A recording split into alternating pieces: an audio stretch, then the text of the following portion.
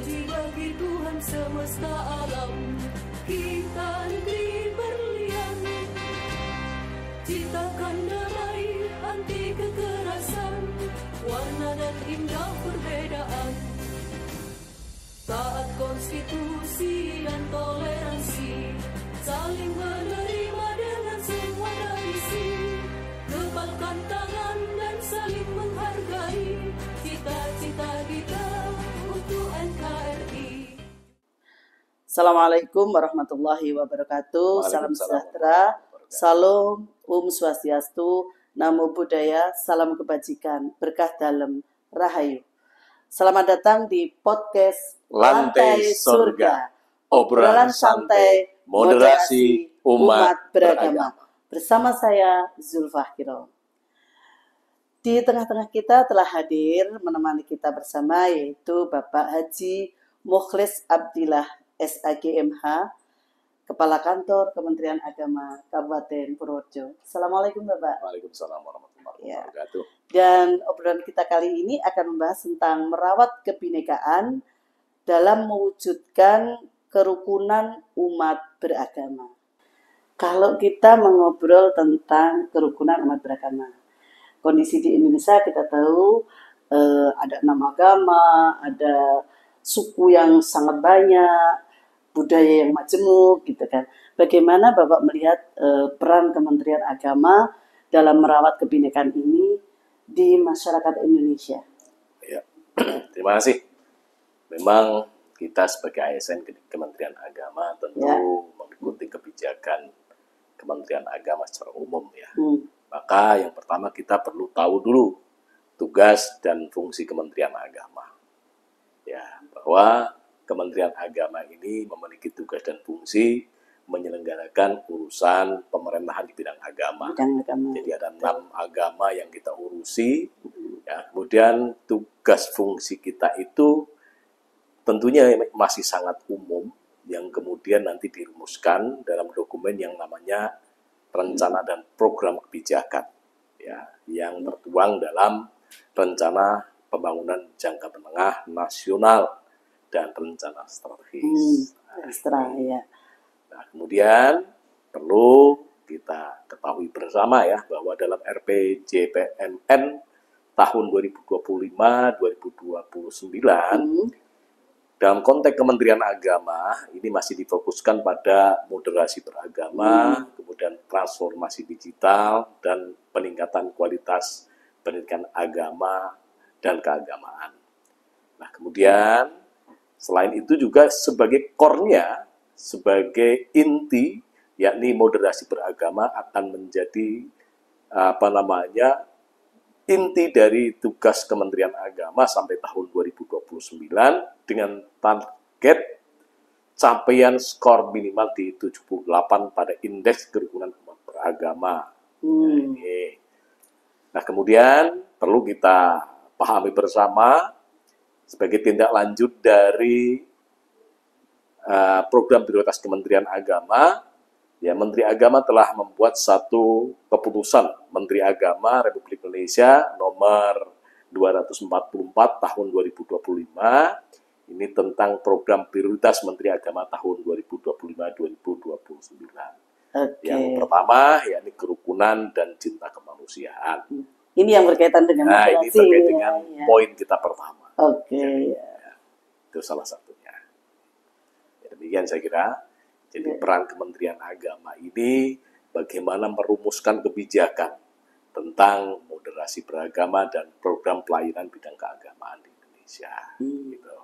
Nah, ini selanjutnya Pak, ini apa saja isu-isu agama yang saat ini berkembang di masyarakat dan menjadi perhatian atau konsen dari Kementerian Agama, Pak? Baik.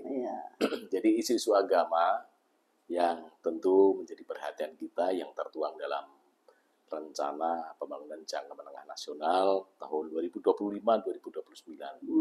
Yang pertama adalah dampak pembangunan. Ini nilai agama, ini belum terejawantahkan menjadi kerja-kerja pembangunan yang membawa kebaikan bersama. Artinya belum membumi. Yang kedua adalah identitas nasional.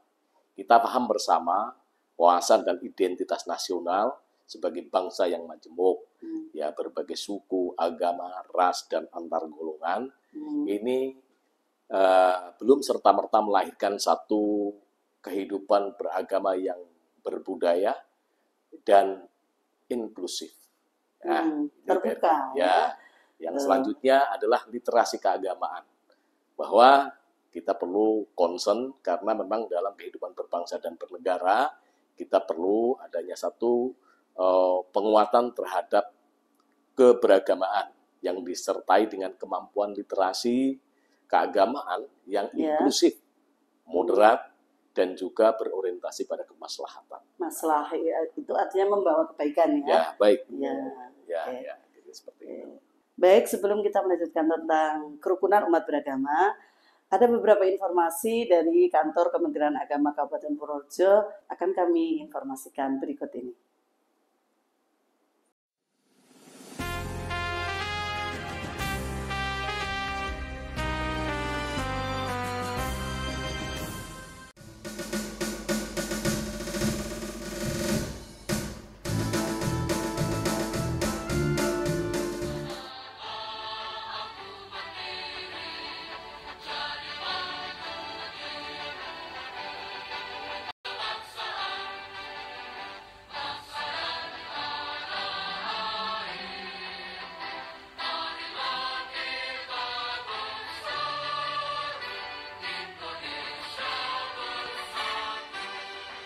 Reformasi birokrasi untuk kejayaan bagimu negeri.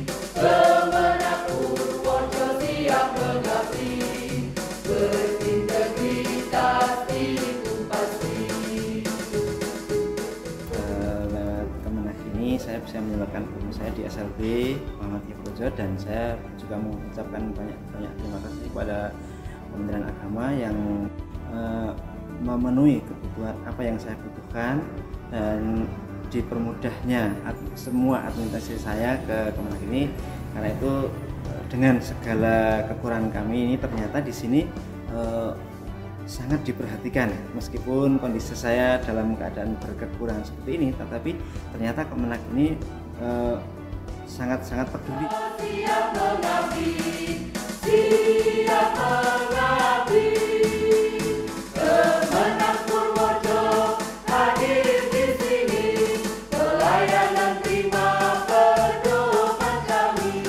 Kemenak Purworejo hadir di sini, korupsi dan suap tak ada di sini. Kemenak Purworejo siap mengabdi, siap mengabdi. Kami, penyuluh agama Islam non-ASN tahun 2025, Kementerian Agama Kabupaten Purworejo siap mendukung serta mensukseskan zona integritas pada kantor Kementerian Agama Kabupaten Purworejo. Siapa kita? Kemenak Purworejo. ZI pasti kita. ZI spirit kita. Siap mengabdi.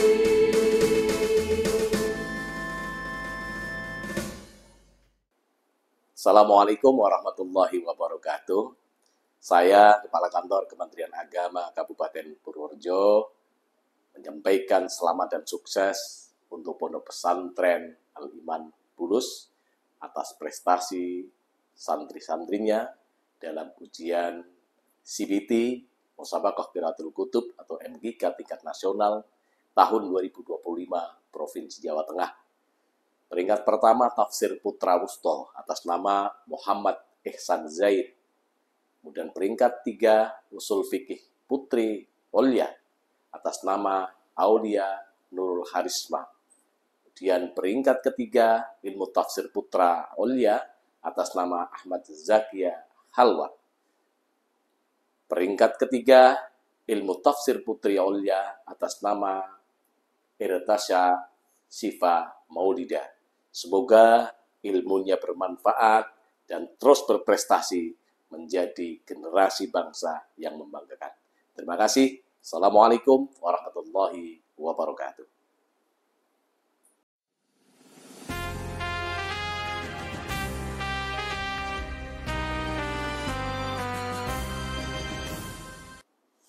Baik Bapak, kita masuk kembali membahas tentang kerukunan umat beragama. Kalau kita bahas tentang kerukunan umat beragama, kita tahu harus dilandasi beberapa hal. Toleransi, kesetaraan, dan kebersamaan. Mungkin Bapak bisa menjelaskan hal ini, toleransi seperti apakah yang bisa mewujudkan kerukunan umat beragama di masyarakat. Nanti mungkin juga antara kebersamaannya yang seperti apa, itu Pak bisa menjelaskan. Baik, jadi kerukunan umat beragama ini adalah suatu keadaan hubungan sesama umat beragama yang dilandasi dengan toleransi, saling pengertian, saling menghormati, menghargai, kesetaraan dalam pengamalan ajaran agamanya, dan juga tentu ada kerjasama dalam kehidupan bermasyarakat, berbangsa, dan bernegara di dalam negara kesatuan Republik Indonesia yang berdasarkan Pancasila dan Undang-Undang Dasar 1945. Nggak boleh ada yang saling memaksakan ya Pak ya, berarti ya. Ya. Jadi perlu kita jelaskan beberapa dimensi ya, dimensi toleransi ya, kemauan dan kemampuan pemeluk agama untuk bertindak secara aktif, saling pengertian dan saling menghormati keyakinan dan ibadah dalam kehidupan beragama. Kemudian dimensi kesetaraan ini perlu kita pahami, ada cara pandang dan sikap pemeluk agama yang menghargai martabat kemanusiaan, yang memiliki kebebasan, kesamaan hak dan kewajiban dalam pengamalan ajaran agama, dalam sistem bermasyarakat, berbangsa, dan bernegara. Kemudian dimensi yang terakhir yaitu dimensi kebersamaan. Dimensi kebersamaan ini adalah kemauan dan kemampuan pemeluk agama untuk berinteraksi sosial secara aktif, membangun kesadaran kolektif, kesadaran kolektif dalam rangka meningkatkan harkat dan martabat manusia, serta memberikan rasa empati dan simpati dalam berbagai sendi kehidupan bermasyarakat, berbangsa, dan bernegara. Begitu. Nah, mungkin ada indikatornya Pak, Kok bisa menjelaskan indikatornya? Baiklah, ini ada beberapa indikator tentang toleransi ya, sebagai syarat kerukunan umat beragama. Yakni yang pertama, sikap terhadap ajaran dan tata ibadah. Ya, umat beragama ini menghormati ajaran dan peribadatan penganut peserta agama atau beribadah sesuai dengan kelompok keagamaannya. Sesuai ajarannya. Oke, ini yang pertama. Yang kedua, itu adanya interaksi bertetangga. Karena kita menggambarkan sikap terbuka dan juga tidak berkeberatan untuk beragama, untuk hidup bertetangga dengan penganut berbeda agama atau berbeda kelompok keagamaan. Ini berarti interaksi beragama yang kedua. Yang ketiga adalah jalinan pertemanan dan persahabatan. Ini menggambarkan tentang jalinan pertemanan dan persahabatan antar umat beragama dengan penganut agama yang berbeda atau berbeda kelompok keagamaan dalam waktu yang sangat lama, panjang, untuk mengajarkan tentang makna pertemuan dan juga pertemanan. Maksudnya adalah makna pertemanan dan interaksi anak-anak mereka. Jadi jalinan pertemanan dan persahabatan. Jadi tidak hanya statis tapi berkembang. Kemudian yang keempat adalah kepedulian dengan tetangga yang tertimpa musibah. Ini sudah menjadi satu kesepakatan kita. Apapun agamanya, apapun suku dan rasnya, kita memiliki empati dan kepedulian sesama tetangga. Selanjutnya mungkin masih ada beberapa. Masih ada indikator berikutnya terkait dengan perayaan kegiatan keagamaan. Tentu umat beragama tidak merasa terganggu dalam perayaan kegiatan keagamaan yang berbeda. Seperti halnya Idul Fitri juga enjoy bagi non-Muslim, Kristen, Hindu, Buddha, dan Katolik, serta Konghucu. Begitupun ada Natal dan lain sebagainya. Kemudian yang keenam adalah keberadaan rumah ibadah dan simbol keagamaan. Ya, tentu kita sebagai umat beragama untuk bisa bersikap terbuka, sikap terbuka terhadap keberadaan dan keutuhan tempat ibadah. Kita saling menjaga, tidak boleh merusak, dan juga tentu menghormati keberadaan rumah ibadah sebagai simbol keagamaan, dan tidak boleh juga kita melakukan penghinaan. Kemudian yang ketujuh adalah keberadaan peranata sosial. Bahwa dalam kehidupan masyarakat kita itu memiliki peranata sosial. Di Jawa mungkin Angga Ungguh, Budi Pekerti, Cara Jawa, di Sumatera, di Kalimantan, dan seterusnya. Ini memiliki peranata sosial yang saling terkait dan saling mempengaruhi antara agama dan peranata sosial yang ada di masyarakat. Nah, ini indikator toleransi. Berarti masih banyak ada masih banyak ya, yang lain, masih banyak. Oke, mungkin bisa dipersingkat Bapak. Baik. Pintas. Nah, kemudian ini untuk indikator kesetaraan. Ada beberapa ya. Itu hak beribadah menurut agama dan keyakinan. Kita tahu bahwa kesetaraan dalam kita sebagai manusia ini sudah dijamin oleh Undang-Undang Dasar, ya sudah bebas, dijamin semua bisa bebas, dan kita juga di depan hukum memiliki satu kesetaraan, kesetaraan. Ya. Kemudian yang kedua adalah hak perlindungan keamanan dan beragama. Jadi kita dalam beragama itu dimanapun merupakan hak yang melekat pada setiap manusia. Ini berhak memperoleh perlindungan keamanan dan dalam kehidupan beragama.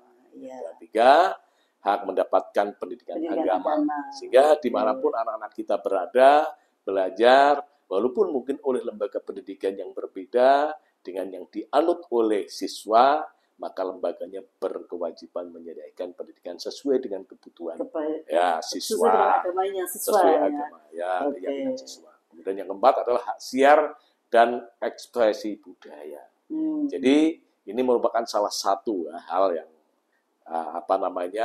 setiap orang atau kelompok ini berhak mengekspresikan, menyiarkan keyakinan agamanya, diekspresikan dalam budaya, sehingga kita kenal banyak ada kegiatan sholawatan, ada tahlilan, dan seterusnya. Ini ada beberapa ya. Baik.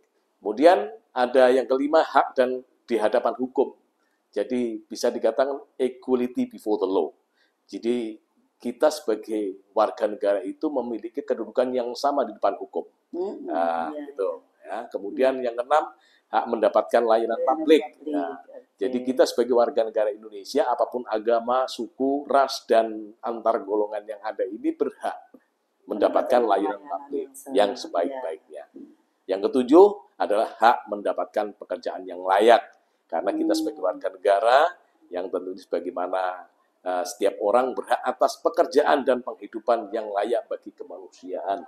Dan itu sudah dijamin dalam undang-undang. Kemudian yang terakhir adalah hak politik. Ya, setiap warga negara ini memiliki hak politik ya, memilih dan dipilih sesuai dengan ketentuan undang-undang. Jadi semua sama ya. Agama apapun. Baiklah. Kemudian yang terakhir ini ada indikator tentang kebersamaan. Indikator kebersamaan. Ini partisipasi dalam kegiatan sosial kemasyarakatan. Nah, kita sebagai warga negara Indonesia ya memiliki kewajiban yang sama dalam berpartisipasi dalam kehidupan sosial kemasyarakatan. Sehingga tidak boleh kita abai terhadap peran sosial dan kehidupan kemasyarakatan yang ada. Yang kedua adalah interaksi dalam lembaga pendidikan dan tempat kerja.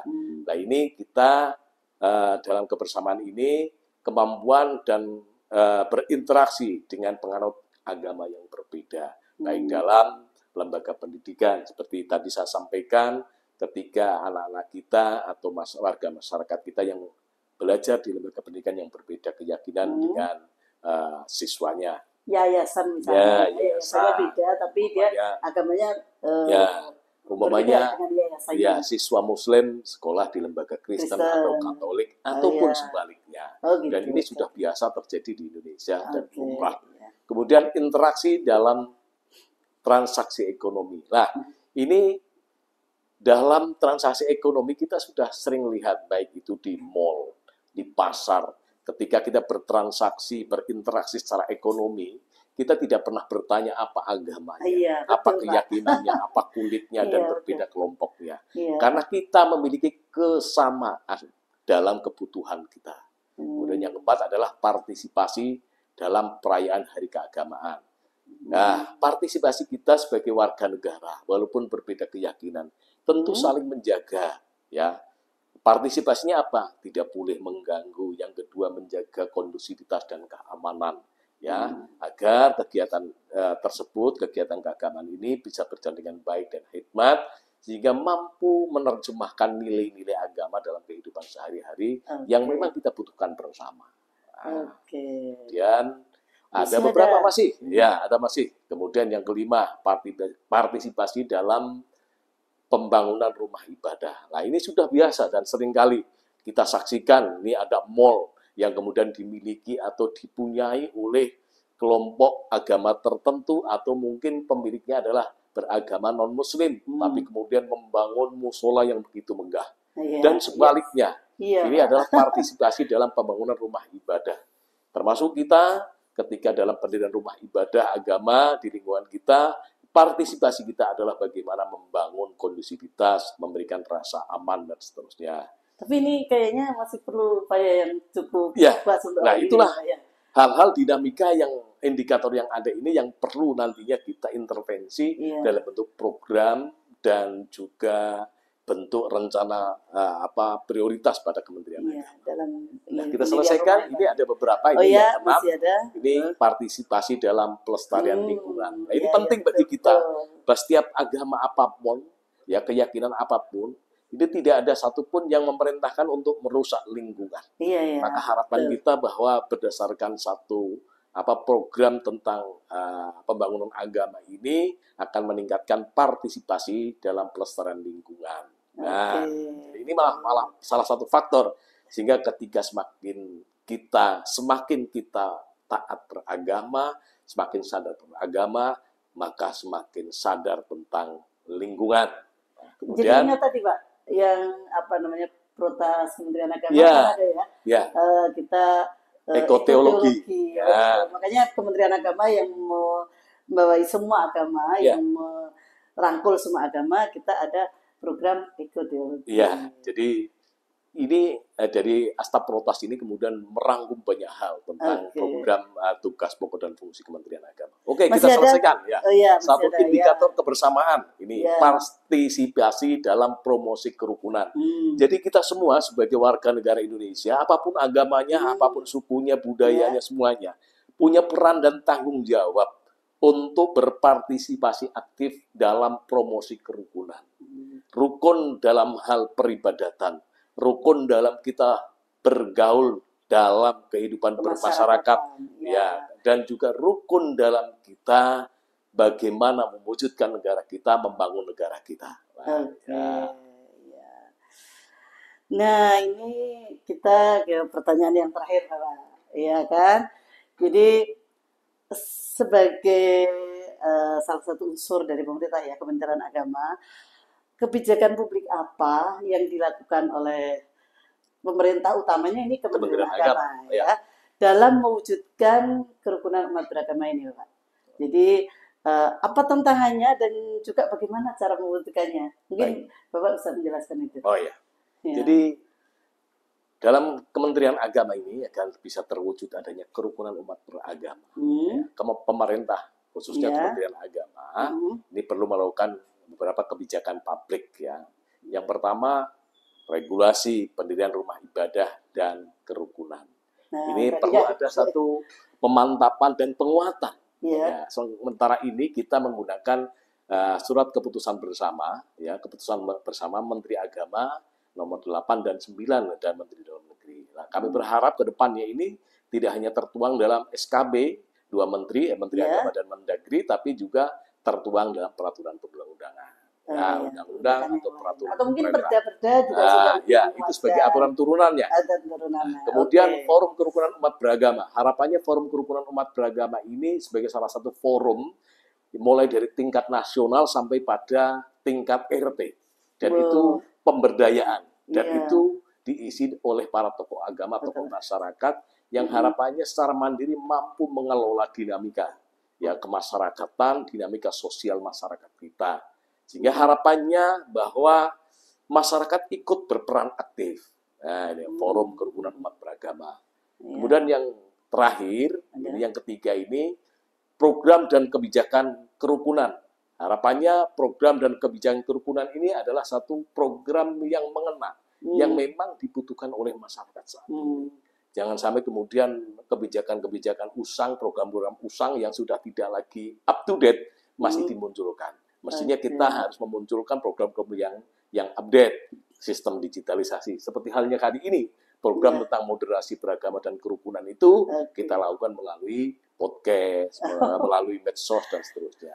Kemudian yang perlu kita... Ini mungkin tantangannya ya. Saya pasti setiap program pasti ada tantangannya. Barangkali Bapak bisa menjabarkan. Baik, karena memang kita dalam melaksanakan tugas pemerintahan bidang agama ini tentu kita harus melihat ya tantangan yang ada di tengah-tengah masyarakat kita ya di Indonesia.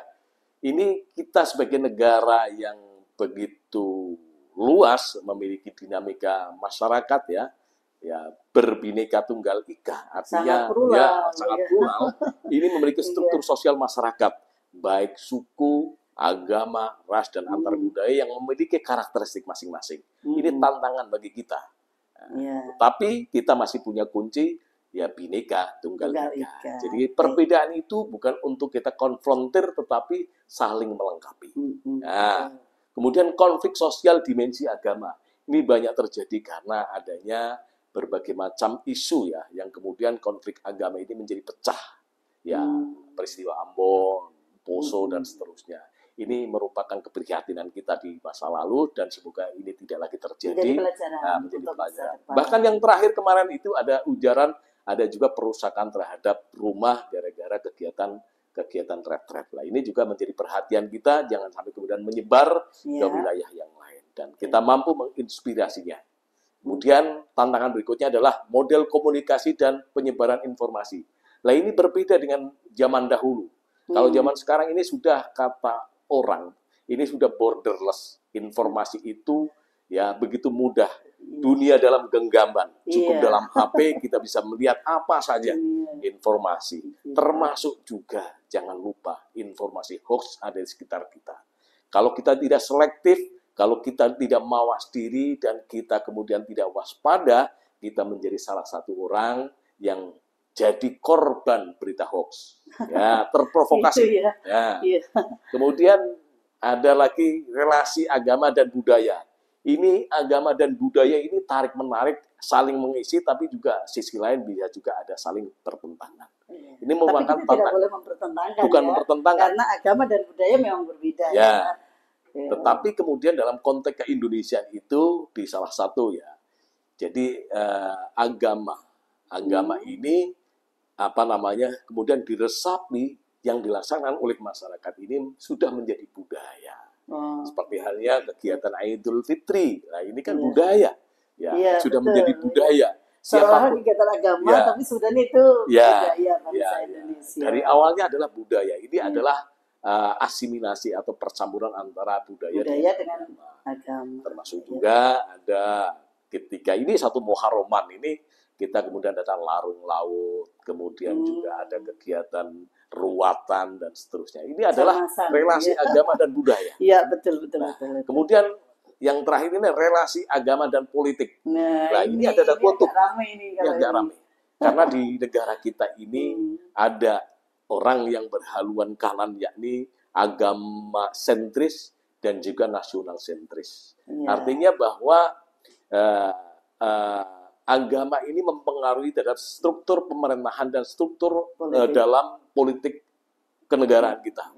Dan Indonesia ini bukan suatu negara agama, tapi bukan berarti kita itu liberal. Bahkan Indonesia itu bisa dikatakan sebagai Darussalam, sebagai negara yang negara yang damai, ya. Karena apa? Walaupun bukan negara agama, tapi banyak hal ya yang kemudian difasilitasi oleh negara tentang peribadatan kita. Jangan lupa bahwa Undang-Undang Dasar negara kita, Undang-Undang Dasar tahun 1945 ini ya, dalam pasal 29 negara menjamin kemerdekaan tiap-tiap penduduk dan seterusnya ya. Nah, kemudian implementasinya apa? Kita mau haji, ada undang-undang tentang hajinya. Kita mau puasa, ya pemerintah kemudian menyiapkan mulai dari hisab ruqyahnya, ya menentukan awal Syawalnya. Kita mau lebaran, kemudian pemerintah menetapkan awal 1 Syawalnya. Kemudian Natalan, kemudian ibadah agama-agama yang lainnya, termasuk juga awal tahun ya Hijriyah. Kita semua ya walaupun hidup di negara Indonesia yang bukan negara agama, tapi banyak hal yang difasilitasi. Artinya sesuai dengan mandat Undang-Undang Dasar. Iya. Baik, terima kasih Bapak. Ini banyak sekali informasi yang sudah kita bisa peroleh dari Bapak Mukhlis Abdillah, Kepala Kantor Kementerian Agama ini. Nah, Sobat Mantap, kita jadi tahu ya bahwa untuk mewujudkan kerukunan umat beragama ternyata masih butuh kerja keras dari kita semua. Ya memang tidak mudah, tetapi bukan berarti tidak mungkin. Asal kita bekerja keras, kemudian konsisten, kebersamaan, terutama kerja yang terukur ya. Insya Allah apa yang menjadi cita-cita kerukunan umat beragama akan bisa kita wujudkan. Indonesia adalah lukisan Tuhan yang sangat menakjubkan. Mari kita syukuri dengan merawat warna-warni kebinekaan kita ini menjadi harmoni yang indah. Terima kasih Bapak, mudah-mudahan ini bisa bermanfaat. Kita akhiri. Assalamualaikum warahmatullahi wabarakatuh. Salam sejahtera untuk kita semua. Salam Om Santi Santi Om Namo Buddhaya. Salam kebajikan, berkah dalam, Rahayu. Sobat Mantap, sampai bertemu kembali di program podcast Landai Sorga Kemenak Purworejo. Jangan lupa pantau terus kanal media sosial Kemenak Purworejo. Like, komen, subscribe, dan share. Terima kasih.